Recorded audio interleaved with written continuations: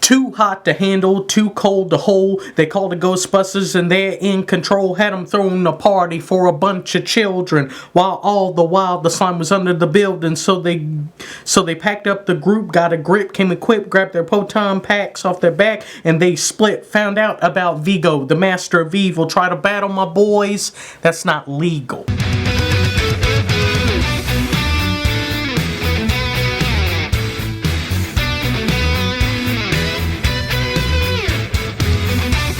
Hello everyone, welcome back to the Real Screen Team. I'm Andrew Thomas, I'm here with my fellow Ghostbuster, Christopher Johnson. Hello everyone. And we're continuing in hindsight with Ghostbusters 2. Yes. One of the more controversial films. Yeah. Well, maybe not as controversial now. Yeah. But, hey. Within hindsight, it's our duty to judge on whether or not this film is good or does it deserve the flack it gets. Yeah. So shall I go into the overview? Yep. Sure. Ghostbusters 2 is a 1989 supernatural comedy film directed and produced by Ivan Reitman. The film was written by Dan Aykroyd and Harold Ramis and distributed once again by Columbia Pictures. Mm-hmm. The film stars Bill Murray, Dan Aykroyd, Sigourney Weaver, Harold Ramis, Ernie Hudson, Rick Moranis, and Annie Potts. Ghostbusters 2 is the sequel to the 1984 film and the second film in the Ghostbusters franchise. Mm-hmm. You want to get into the synopsis? Sure. 5 years after the events of the first film, the Ghostbusters have been sued and put out of business after the destruction caused during their battle with Gozer.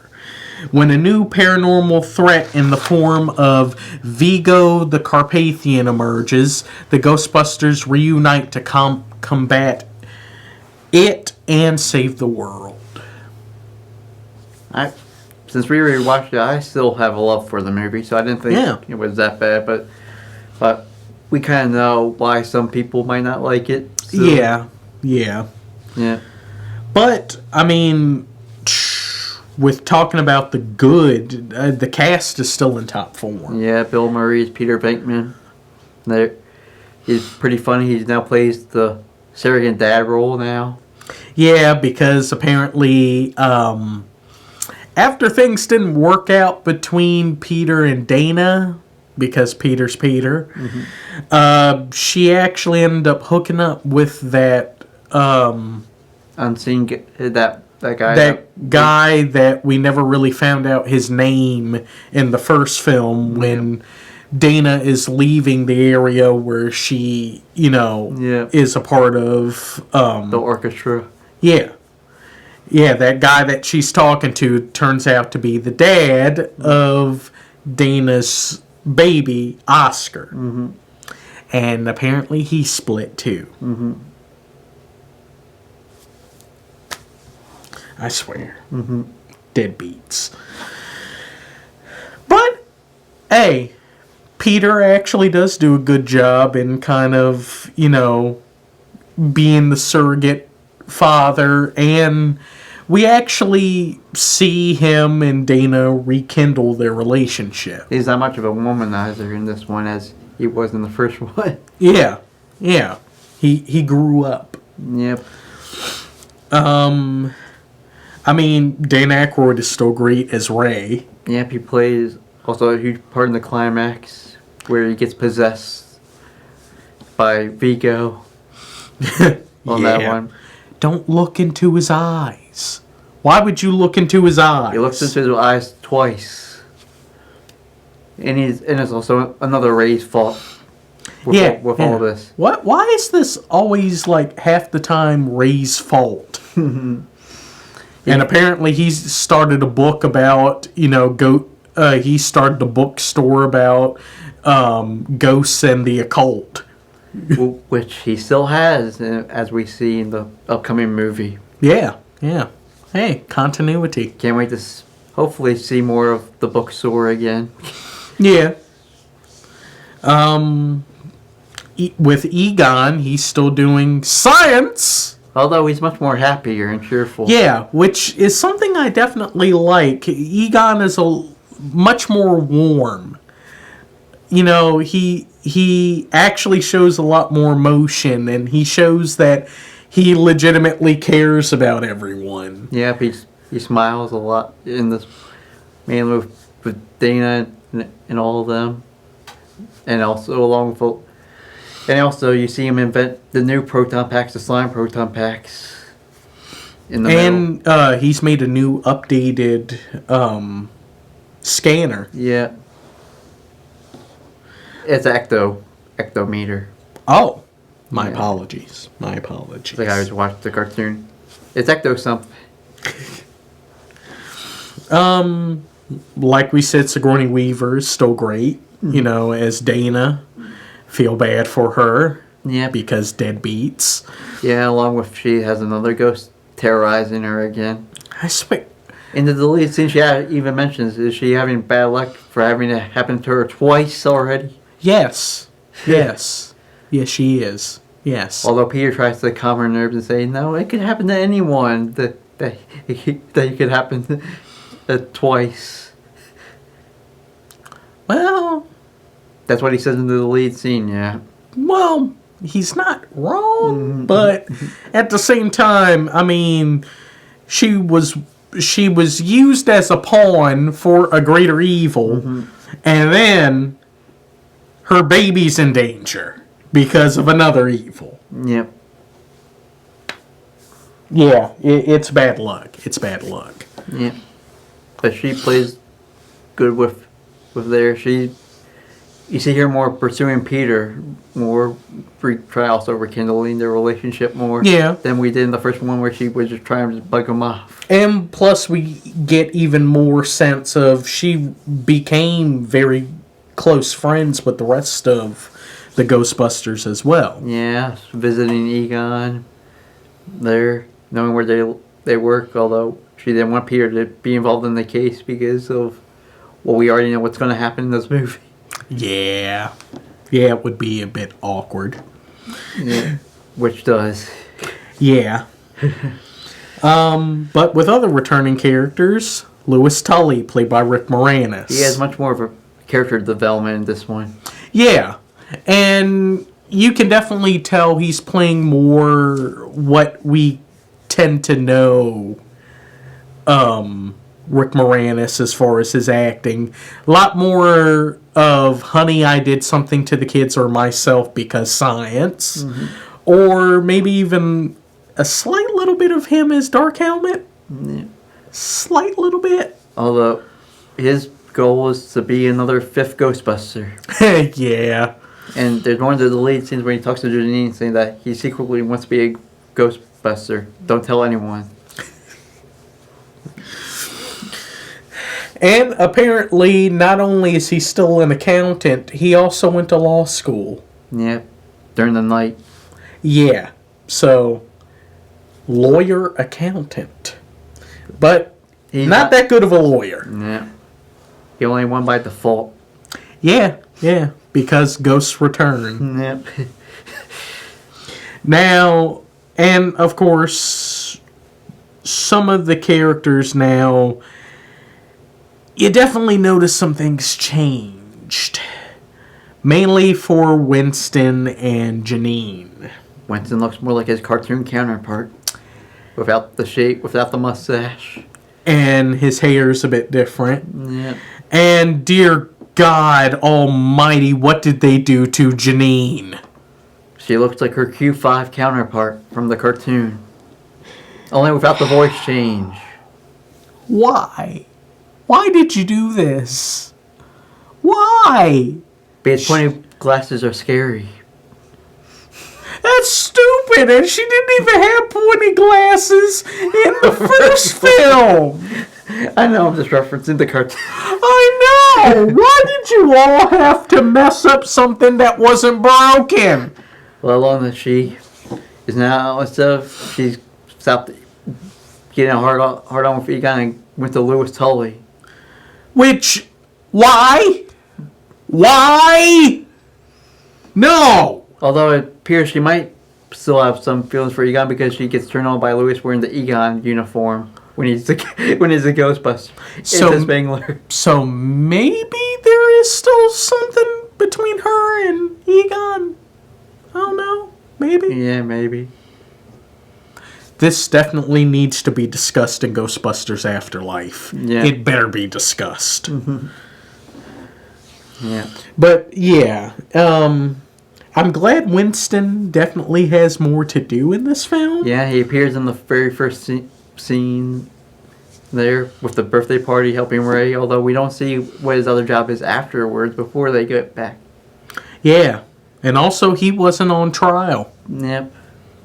He was just an employee. He didn't start the business. Yeah. He was there to support them, though. Yeah, before he disappears. Yeah. Out of nowhere. Yep. But he shows up again for the montage. He gets to be a part of the montage this time. Yep, and also he also does they go into the underground tunnel of the old trade station back then. And because they decided to play a trope, he becomes a scared black man by having ghosts say his name, and then almost get run over by a ghost train, and then getting pulled into the slime. I swear, the tropes. I mean, as anyone rational, he would have definitely been the first person to get off the tracks. Mm-hmm. Come on now. I know you guys wanted. I know Harold and Dan wanted Winston to have more to do and help her out, but he could have done something a little bit better with that. Yeah. It's definitely nice that Winston got more to do, but it is a bit of a raw deal. Oh no, it felt more like what they would have done with Eddie Murphy's Winston. Oh yeah. If you look at it again. Yeah. If you just replace deep fake him with Eddie Murphy's face, it would look a lot with the animation stuff. It will look pretty much the same, different. And now we go into more of the new characters. Yeah. How do you say this man's name? How in God's name do you... Peter McNichol as Janish Poha. I was talking about the Janish part. It's Janish. The J is silent. Yeah, but Peter McNichol did a good job. And he's American. Yeah, which... He decided to do the accent for audition. He did it based on the accent Meryl Streep did in Sophie's Choice. Which he was also in. Hey, makes sense. And he did a good job. Yep, he played the sort of Renfield, sort of being under my control and playing Steal the Baby. And somehow being a ghost nanny. I'm starting Ghost to Mary notice. Poppins. I'm starting to notice that you really enjoy using Dracula as references to how characters play their role. I'm really starting to notice that. Yeah. I find that interesting. Yeah, well, he's also going to be in a Dracula spoof, so we're going to mention that probably years from now. Of course. But yeah. How when he was in the sky and stole Oscar, why did he look like a ghost, but then we see him later and he's perfectly fine as a human? Did Vigo just give him automatic ghost powers that just wore off after he sold the baby? These are questions. Which we'll probably never get answers for. And then on the other side, we have Kurt Fuller as Jack Hark something. Hardemeyer. Yeah, Hardemeyer.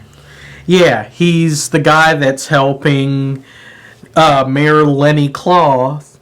Yep. As he's getting ready to try to run for governor of New York. Yep. And dear God, is Jack...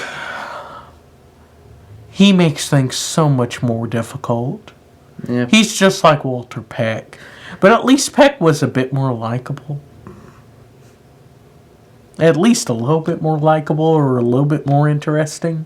Yeah. I mean, you at least understood that Walter was a concerned New York citizen. Yeah. So, even though he causes all this trouble, you still understand. But I swear, Jack is just... Mm-hmm. And then... Yep, and he also puts them away in a mental institution. Yeah, making things a lot more difficult. When they warn him, yep. Yeah. When they threaten to go to the press, though, after the mayor doesn't listen to him. Which, for the love of God, Lenny, you remember the last time crazy stuff was going down. You don't believe them now? Mm-hmm. You don't want to listen to them now? Well, he did kind of help with the suing. Which we'll mention once we get to the bad part. Yeah. And but the mayor did pretty well once he gets his common sense back. After the second time we get the montage of the ghost coming running around, including the Titanic. Yeah. And of course, Jack Hardemeyer would have. And there's a lead scene where he would have died trying to get into the slime building. The slime evaporated him. Luckily, they deleted that out because it was a family movie. Yeah, a family picture. So he doesn't die anymore. Yeah. Also, despite some of the insinuations that... Did Lewis get lucky with Janine? Yeah, pretty much. And they were babysitting Oscar. Oh my God. Mm-hmm. Yeah, well, that seems to be another trope. Babysitting gets you horny. But with talking about new characters, why don't we go into the main big bad himself? Biggo the Carpathian. Yes. Played physically by Wilhelm von Homburg and voiced by Max von Sydow. From the Exorcist movies. Yeah. Yep. And both did a very good job. Vigo was definitely intimidating. Although the actor who played the physical version was upset that he got dubbed by Max. He didn't know that he was getting dubbed. So he was literally just doing the lines like he read in the script. But hey, I think the voice was a good choice. Yeah, and they both did good. He was the physical presence, the scary presence, especially when he was trying to. He was smiling really creepily at Dana when he was trying to get into the baby. Yeah, like, I'm gonna steal your baby. Mm-hmm. We can do this the easy way or the hard way. The choice is yours. And he feeds off negative energy, negative slime. Yeah. Oof. Which, yeah, of course, you would pick New York City. Mm-hmm. That actually is a good choice when you want to choose an area that has a whole bunch of negative vibes. That's why we get negative slime. The pink slime. Yeah, that is... How did it show up in the sewers of New York City? Probably Vigo, when he arrived. He brought it there. But how does the painting do that? Well, he was technically a ghost in a painting, so... True. He just couldn't get out without a body, which is kind of hilarious that he decided to choose a baby, because I don't think because if you're a baby, you want to remember being a ruler in your reincarnation. Well, I think he would still remember, but longer time to do his taking over. Yeah, after Dana feeds him and changes his diaper and everything. Yeah. And then he starts remembering even more of what he once was, and then starts... all sorts of complicated things if we keep... Yeah, but it does make sense that he would use a baby, you know. But he also was good with making a backup in case the baby thing didn't work out, like picking Ray. Yeah, which, hey, clever. Very clever. Yep. It's like, in case they follow my baby plane, I'll just go with the Ghostbuster. Hey, makes sense. Yeah. Hey, creative problem solving. But as we continue with more, of the good. Yeah. We actually see new uniforms for the Ghostbusters. Yep.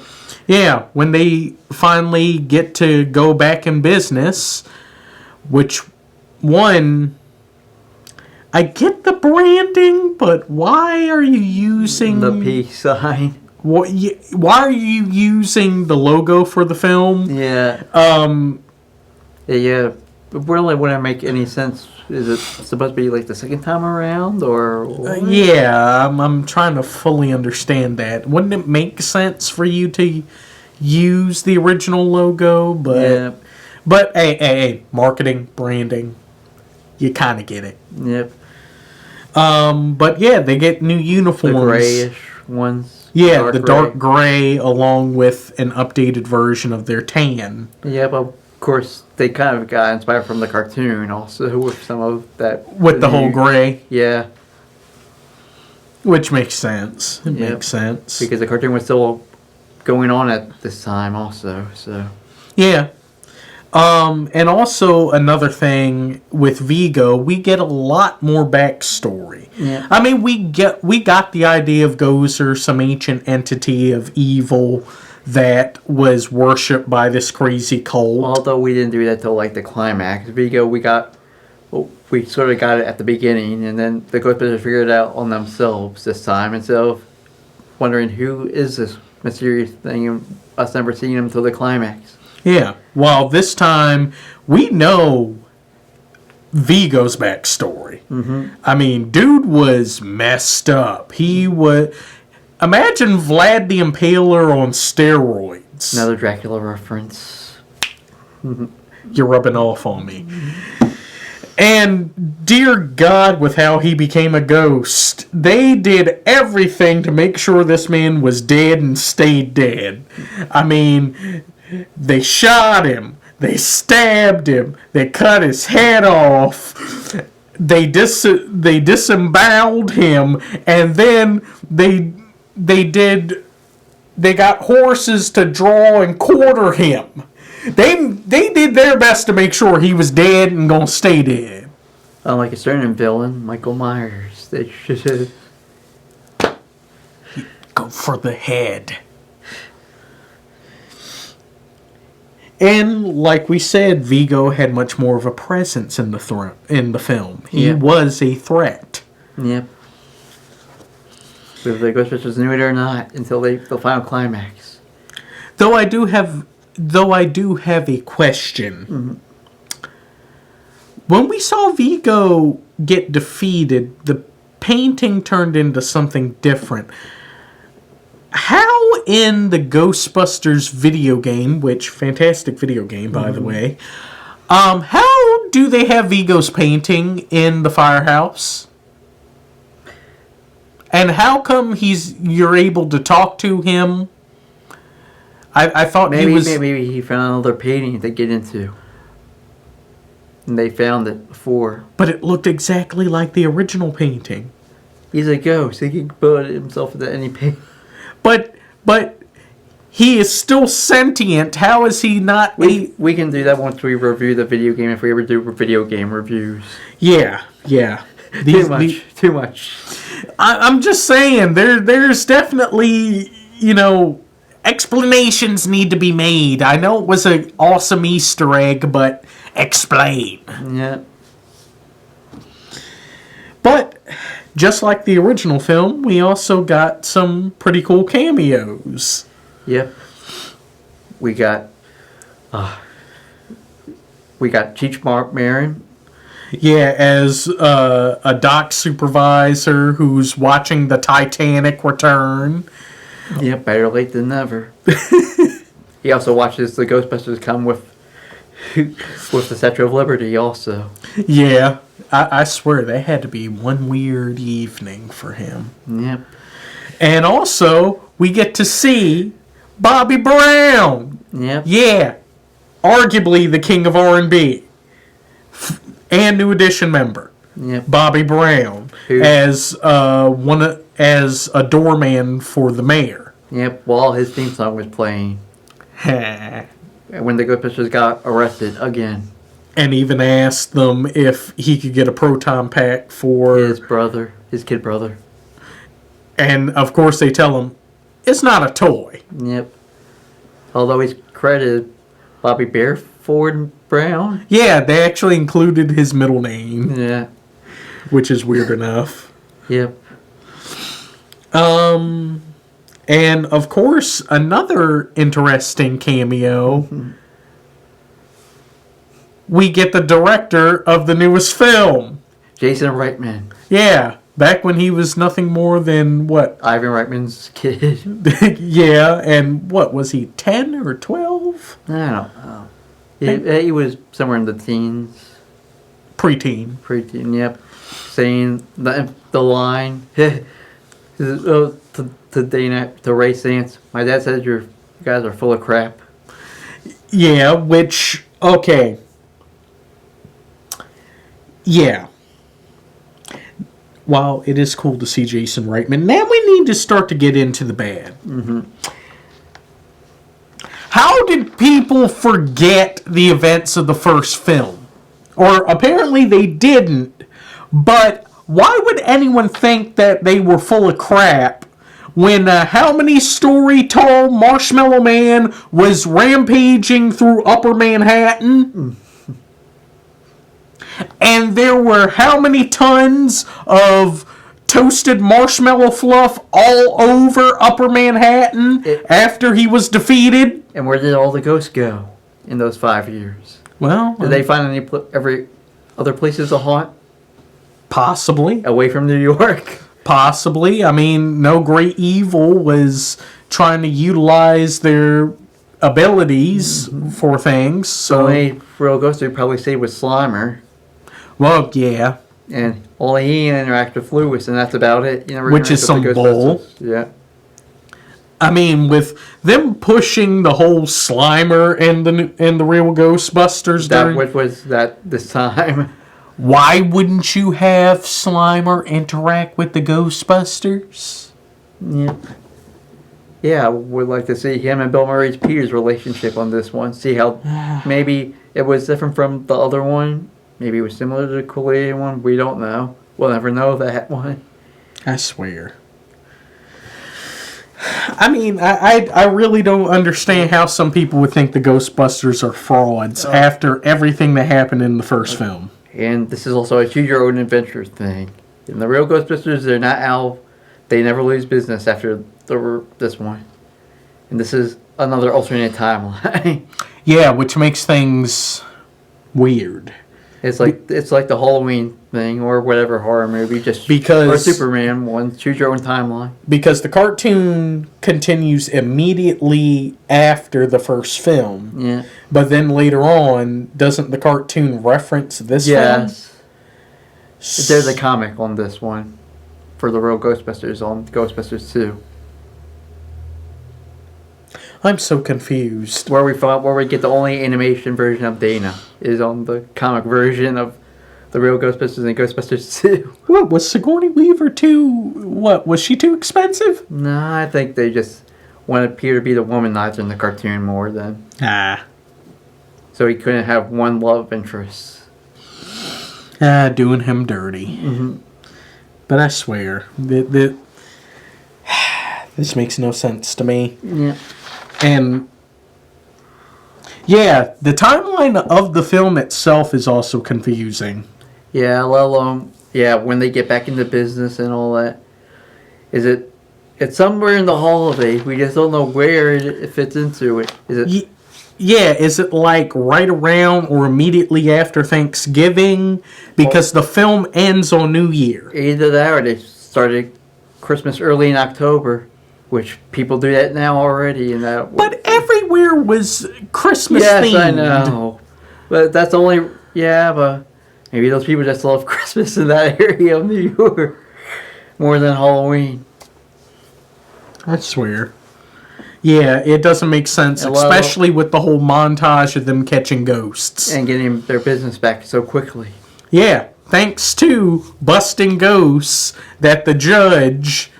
that was initially going to sentence them guilty got attacked by The Scolari brothers. yeah, 2 criminals that he sent to the electric chair.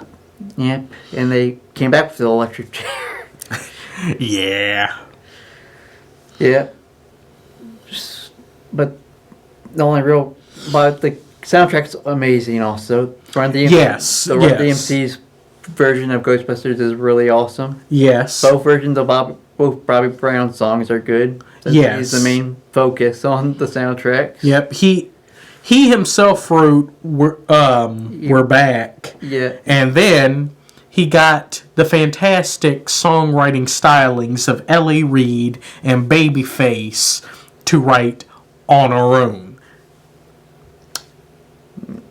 All the chef kisses because that song is fantastic. We even get Danny Elfman, Owen Bongo during... Yeah, the background. we got a song from Oingo Boingo. Yeah. Danny Elfman. Yep, and that was a week before Batman '89 came out. So God, it was definitely a good time for Danny Elfman. yep, Well, dang.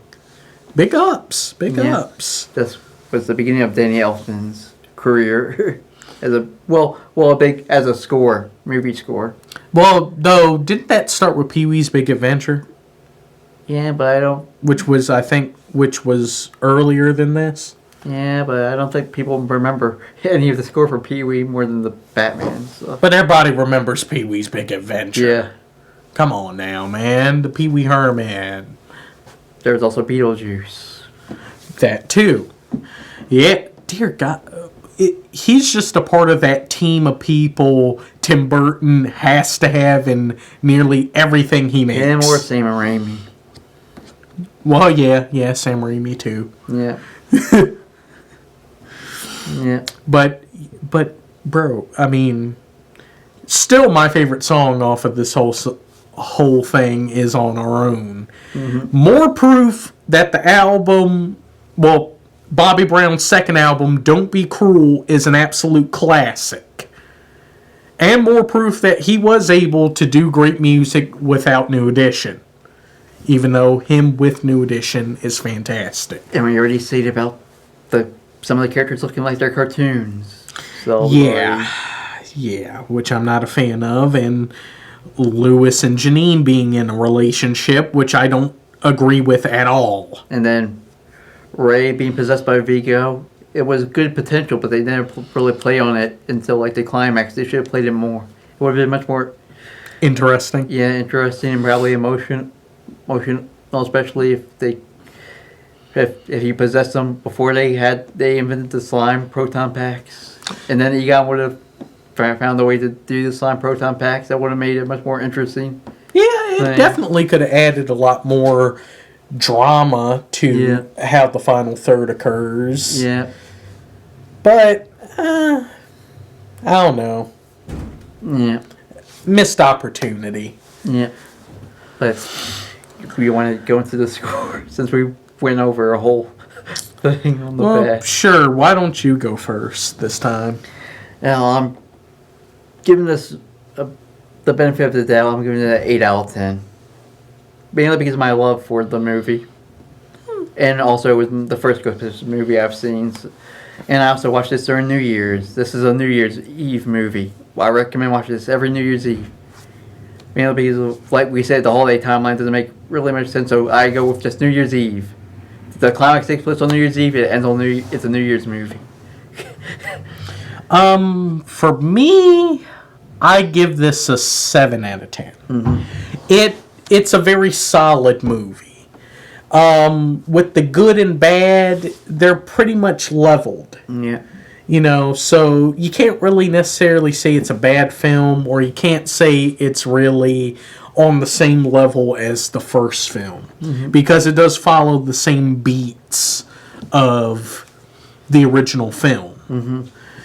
But with some changes.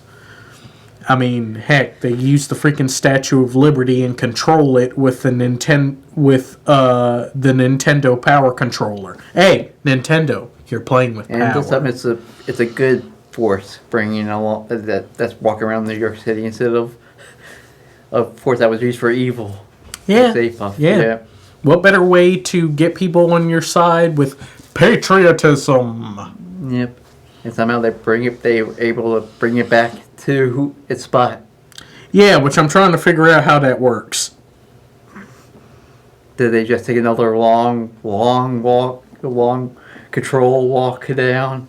Yeah, I mean, they are playing with power, and Nintendo. Then have those people, have all the construction workers redo the feet, re-put the... Yeah, because things did get kind of damaged when the Statue of Liberty walked away from her perch. Yeah. But, But, yeah, very solid 7 out of 10. But if you disagree or agree with our opinions, go find us on Facebook, The Real Screen Team. Find us on YouTube, The Real Screen Team. Like, comment, subscribe, and share. It would really mean a lot. We're almost to 100 subscribers. Yeah, just 3 subscribers away. We're almost to the live stream. Potential live stream. Yeah, live stream celebration plus maybe an additional something. Yep. You know. Yep. And maybe spoilers on what we're doing next year. Yeah. In the live stream. Yeah. We have a whole tentative schedule that we have constructed. Now, things may change based on how movies come out and our enthusiasm to go to see them and review them. So, yeah, we'll give you a heads up on what we plan on doing. Mm-hmm. And if you all have such demand to see them now, maybe we could move them up. Yeah, maybe. Yeah, but also before we go, we're finally back with another Cinema to the Sofa with Ghostbusters Afterlife. Yes, which will come out finally after a year. Whole year. Yes, because the whole world shut down. And then they weren't sure on whether or not they could get it in theaters to make sure that enough people go see it. Now they don't really care. They really want to get the money. Yeah. Point. Yeah. And the fans want to finally go see it, like us. Yeah. Though some fans were pretty lucky. CinemaCon and New York Comic Con. Yeah. Lucky. Yeah. But who do you want to roll out, me or you? Well, why don't you go ahead and roll us out? But thank you all for watching. Make sure to like, comment, subscribe, and share. It really means a lot to us. Thank you all. Let's fade to black.